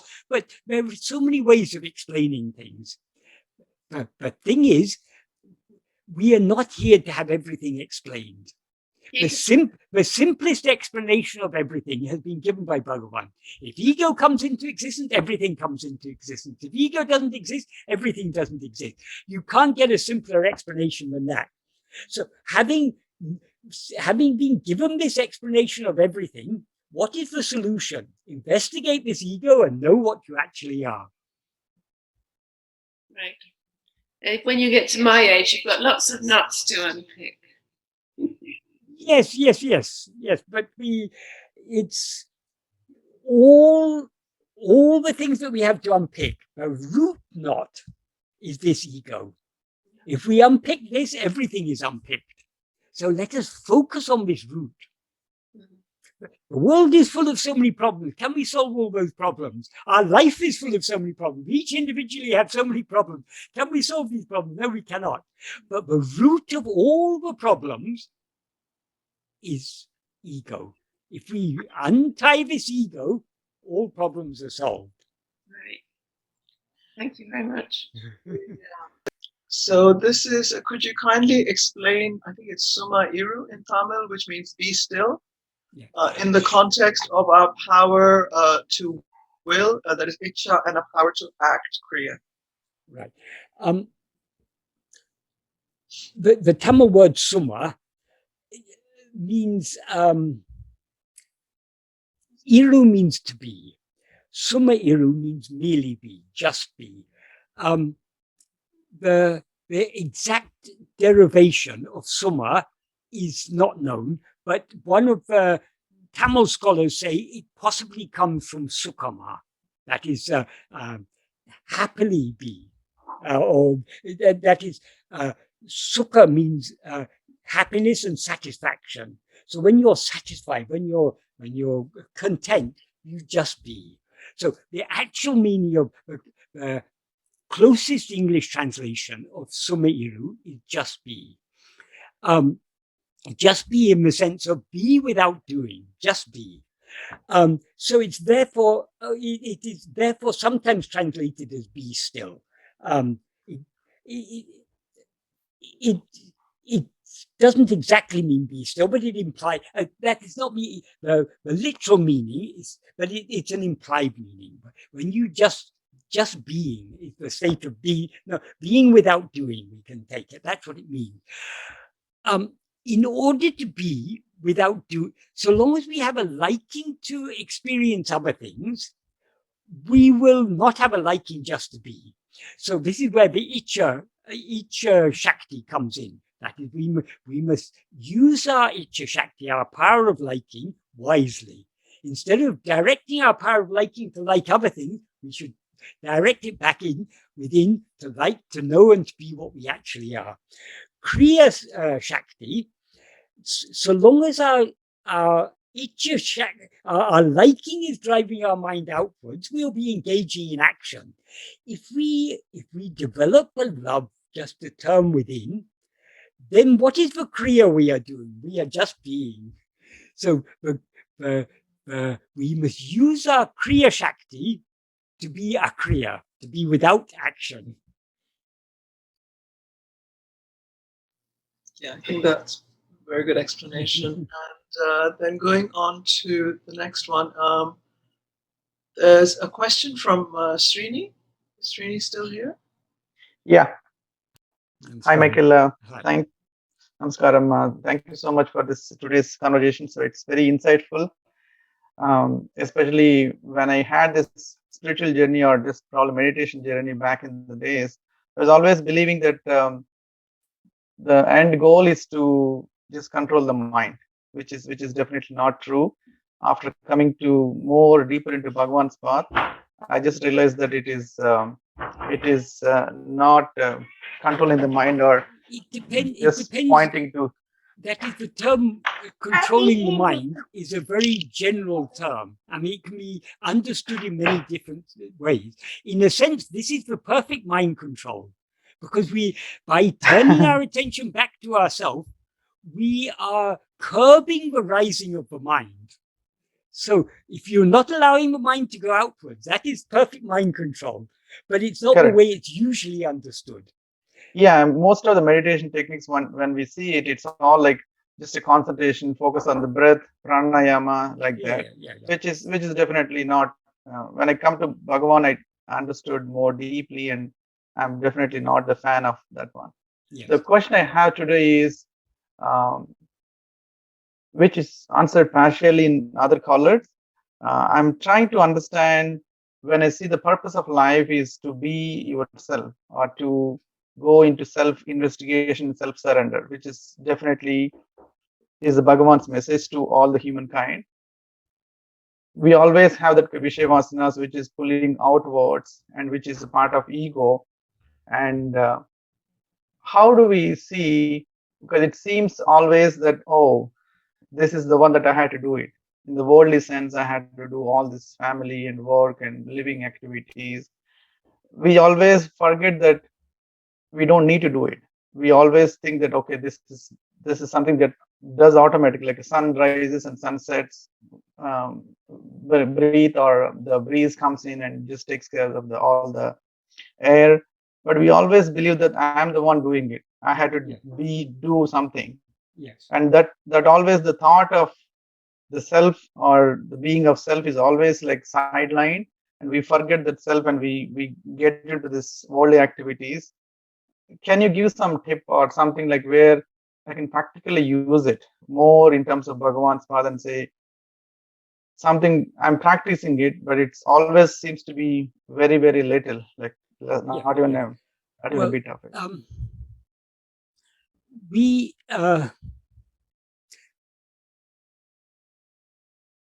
We cannot, that is, we think we need to do things in order to achieve this or that. Whatever we do, we cannot achieve anything that is not already destined, and we cannot avoid anything that is not already destined. So, for example, we may think, I need to do this for the sake of my family. Whatever you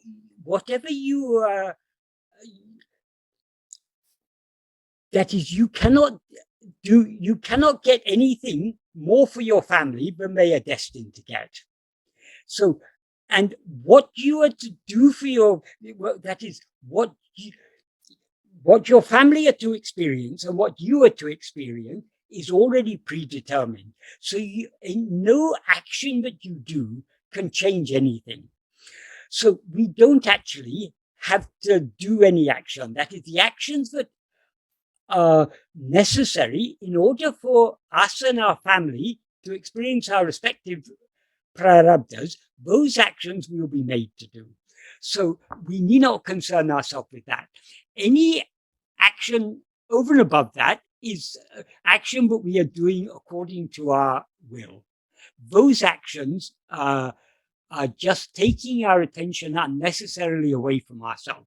So the solution is just to persevere in this practice of self-investigation. The more we cling to self-investigation, the more we are thereby avoiding doing action under the sway of our vasanas, because we're not allowing our mind to be swayed by our vishaya vasanas. So we are refraining, not completely, but to the extent to which we are self-attentive, we are thereby refraining from doing action under the sway of our vasanas.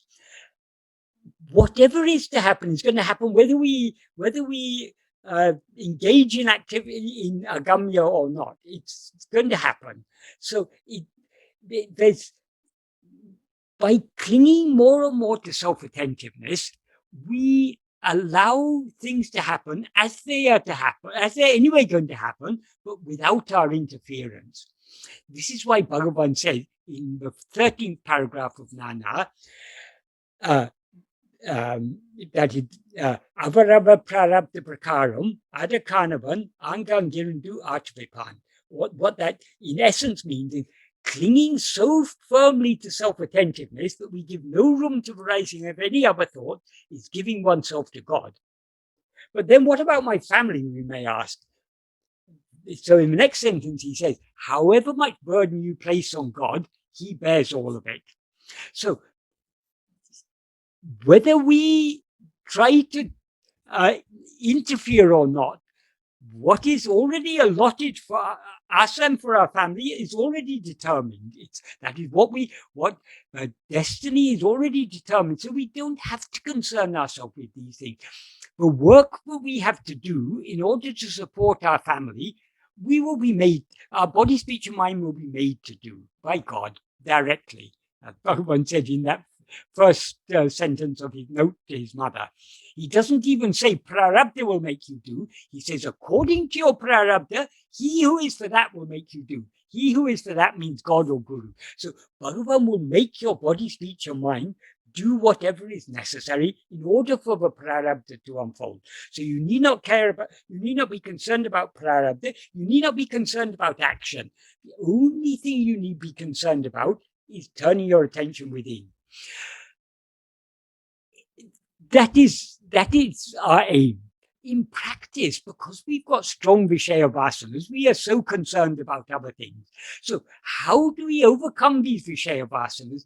Only by persistently and patiently following this practice of self-investigation and self-surrender to the extent that we can. So long as we are trying our best to follow it, we're moving in the right direction. And if we continue moving in the right direction, Bhagavan has assured us success is assured. So let us not worry about how near or how far we are. Let us try our best to follow the path shown by Bhagavan, and with the full confidence that whatever is to happen is going to happen in terms of external events of life, it's going to happen. So we need not concern ourselves with anything else. All we need to concern ourselves with is attending to ourselves. You ask how to do this? Only by patient and persistent practice. We all fail. We all get agitated and perturbed by things, but we just have to persevere.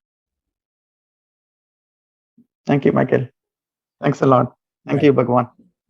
We have two more people, and the first is Ishwaran and Rama. I would just sort of ask that everybody keep their questions to a minimum because we're already coming up to almost 4 hours. So there's sort of short, pithy questions and pithy answers, and then we can try and finish today. Namaste. Namaste. Yes, I would like to ask this question. It's actually more of a problem with the terminology, I believe. When we say watch your awareness, does it imply watching as the mind? Is it the same thing as abiding in I am? Because watching seems to be like a third person, whereas abiding seems to be in first person. So are they the same or are they different? Right. When we use the word awareness, we need to be very clear what we are talking about. That is, real awareness is pure awareness. Pure awareness means just that fundamental awareness I am. Awareness that is aware of nothing other than itself and its own existence. That alone is real awareness. What is aware of anything other than itself is ego. So long as if we are watching the mind or looking at thoughts, we are attending to something other than ourselves. We are thereby nourishing and sustaining our seeming existence as ego. Our aim is only to attend to ourselves. The more we attend to ourselves, the closer we come to merging back into the pure awareness that we actually are. Only when we have merged into the pure awareness that we actually are, that is what is called self-abidance, Atma-vichara, because we are just being as we actually are. Okay. So attending to anything other than ourselves is the very opposite of self-abidance. Attending to the extent to which we attend to ourselves, to that extent we are abiding as ourselves, as we actually are.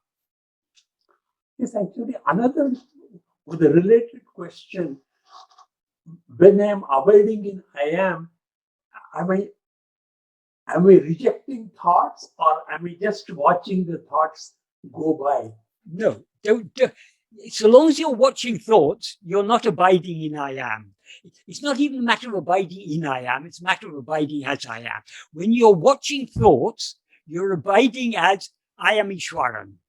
In other words, you're abiding as ego. Because it's only when you're aware of yourself as I am Ishwaran that you're aware of thoughts. When you're abiding as I am, you're not aware of Ishwaran, you're not aware of thoughts, you're not aware of anything other than yourself. So attending to thoughts that's why Bhagavan said, if other thoughts appear, one should vigilantly investigate to whom have they appeared. So we shouldn't, attending to thoughts, watching thoughts is the very antithesis of Bhagavan's path.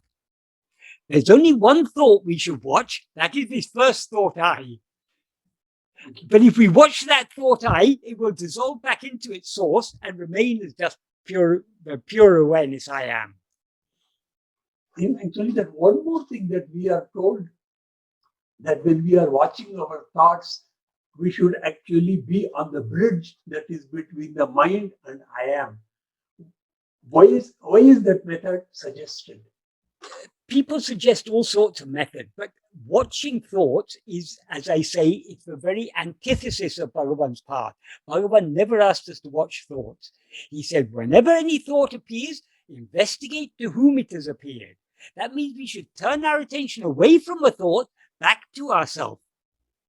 So there are people who recommend all sorts of meditation techniques. They may all be good at their own level, but it has no relevance to Bhagavan's path. Bhagavan's path is far, far deeper than any of these superficial meditations. We are watching thoughts all day long. The whole world is nothing but our thoughts, according to Bhagavan. So attending to anything other than ourselves is watching thoughts. That is the mistake we are making. We need to stop watching thoughts, watch the thinker, watch for one to whom thoughts appear. Who am I? Yeah, actually, this is actually a follow-up question to an answer that you gave me a few weeks back. I actually thought over your answer, and then I have a follow-up question. You said that go on rejecting every thought, and if the thought still comes up, it means that Bhagavan wants you to follow the thought. But suppose, for example, I am very particular about cleaning the attic.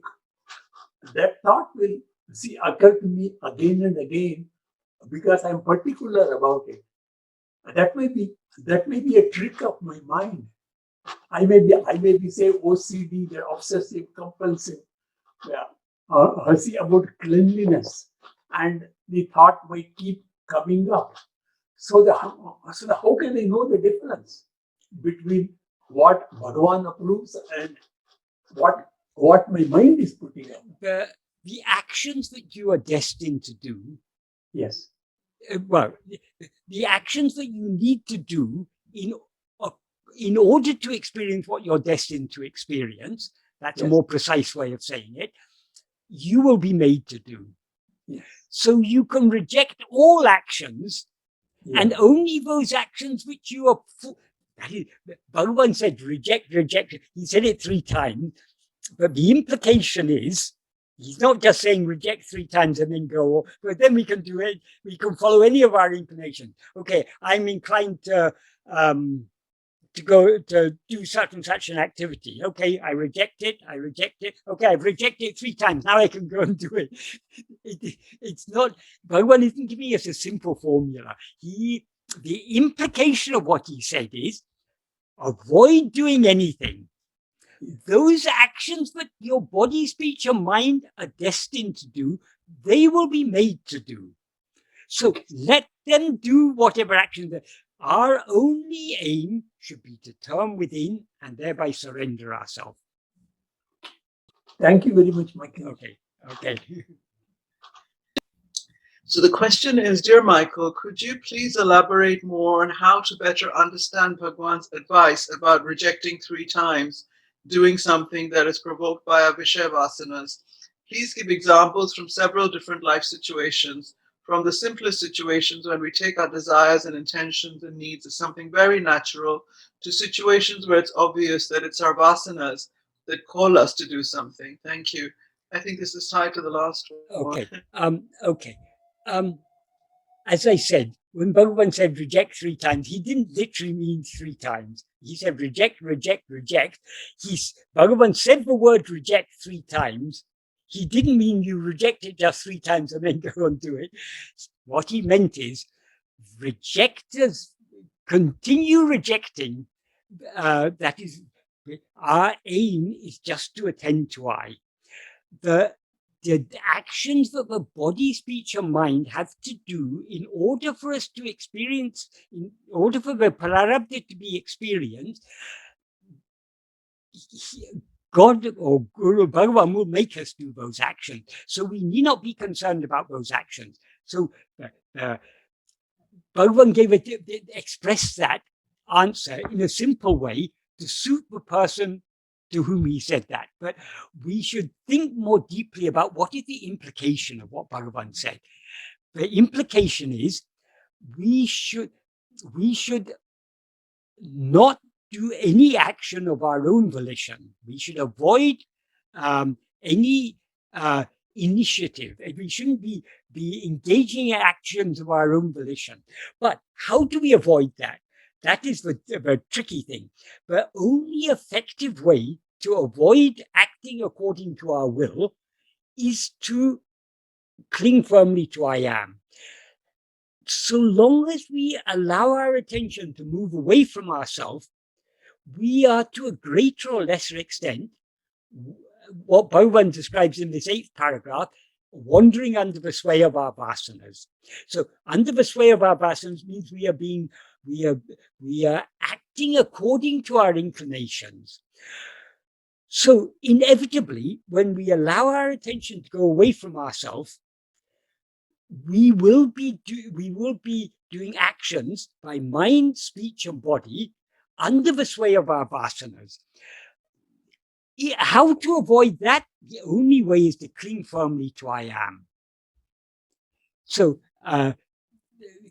when Bhagavan gives teaching, it's a nice teaching that he gave to Ramasamy Pillai, but we need to understand what underlies that teaching, the idea that underlies it. Bhagavan isn't simply saying, reject it 3 times and then do it. His implication is we should reject it, and those actions which are going to be done, those actions which are necessary in order for you to experience your prarabdha, you will be made to do. You cannot avoid it. So whatever is to happen is to happen. Our only concern should be turning within. That is the only difference we can make to anything is by turning within. If we allow our attention to go outwards, all we're doing, we are accumulating more fruit and at the same time strengthening the vasanas, the outward going vasanas. Our aim is not to strengthen the outward going vasanas, it's to weaken them. In order to weaken them, the most effective way is to turn within. Michael, thank you very much. It was me. It's Elena. I was asking you this question. I just want to make clear, if I can. You mean that following this practice of self-investigation, this weakens vasanas, yes. and this weakens, and then our vasanas don't go outward. Yeah. That it weakens the outward going vasanas. Outward going vasanas means what Bhagavan calls Vishaya vasanas, the inclination to attend to anything other than ourselves. Those are the vasanas that need weakening. I just was curious about this particular thing, about this rejecting, because somehow I understand that maybe just figuratively that he said 3 times, maybe just, I mean, but I wanted to know maybe it works somehow if we reject, and then because what reject? Actually, we everything that we do is because of our vasanas. So so how to what to reject? How to even rejecting that again, it's a Bhagavan put it in a simple way, appropriate to the question he was asked. The person who asked the question, Ramasamy Pillai, was asking about outward activities. So Bhagavan said reject. But actually, Bhagavan didn't, Bhagavan's deeper teaching is you need not worry about rejecting anything.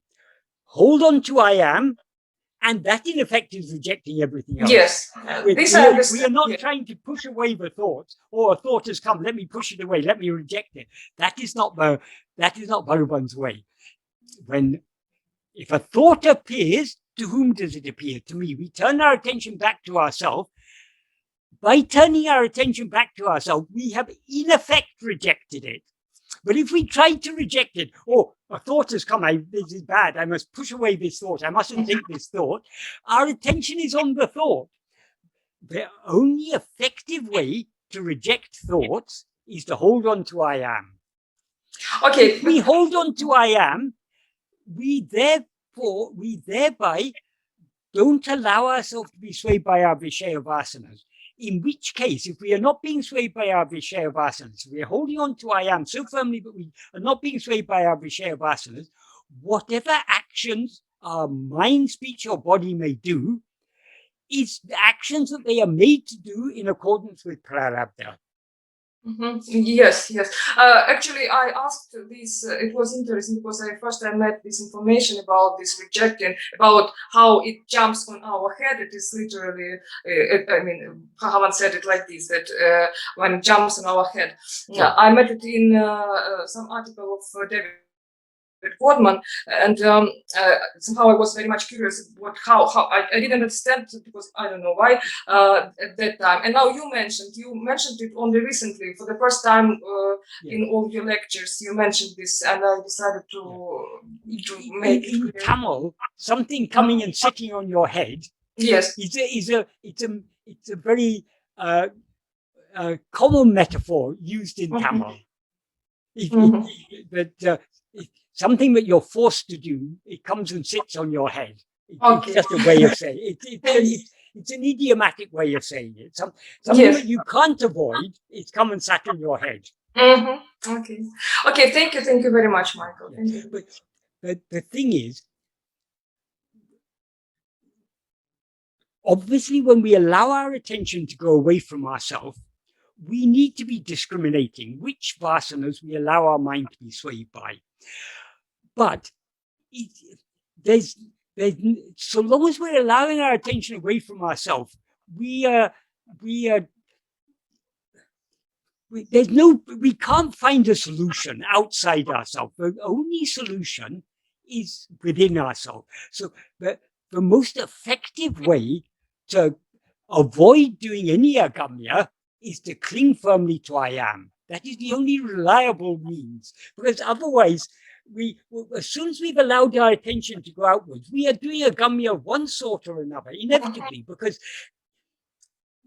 as Bhagavan says, when the mind comes out, it wanders under the sway of its vasanas. That doesn't mean that it is at the mercy of its vasanas.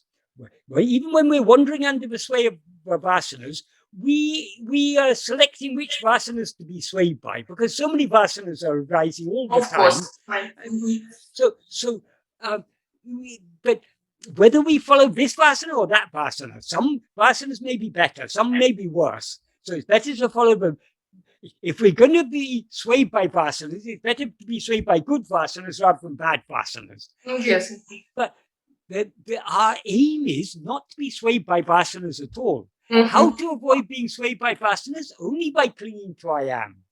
Yes, I remember also, I read that Bhagavan said, you cannot not do what you like to do. So anyway, we will be doing something anyway. I mean, The thing is, when Bhagavan gave many different teachings in different contexts to different people, we have to first we've got to get a clear grasp on what is his core teaching. His core teaching is what we find in Nāṉ Ār, Uḷḷadu Nāṛpadu, Aruṇācala Aṣṭakam, Upadēśa Undiyār, such work. If we've got a clear grasp on the core teaching, we will understand all the other teachings in perspective. Because often, like what Bhagavan said to Ramaswami Pillai, reject. Yes. And what comes and sits on your head in spite of your rejecting, he doesn't say in spite of your rejecting 3 times, he said in spite of your rejecting, what comes and sits on your head. In other words, what you cannot avoid doing, take that as you can just take that as pararabdha. But that is appropriate at that context. But we need to understand. Does Bhagavan then say that we should be constantly rejecting things? No, rejecting is not actually Bhagavan's way. How do we reject things? Only by clinging to I am. Yeah, that is why I asked what should we reject. Everything we should reject, or what actually we should reject. Yes. You don't have to reject anything. Just cling to I am, and that is rejecting everything. As Bhagavan says in verse 26 of Uḷḷadu Nāṛpadu, therefore, investigating what it is giving up everything. So how to reject everything, how to give up everything? Only by clinging to I am. Absolutely. Right. Okay, thank you very much, Michael. Thank you. Right. Thank you.